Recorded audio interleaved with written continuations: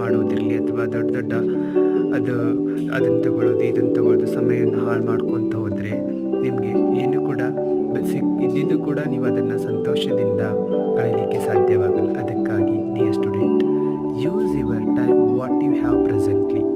ಸಮಯ ಕಳೆದು ಹೋದ್ಮೇಲೆ ಆಮೇಲೆ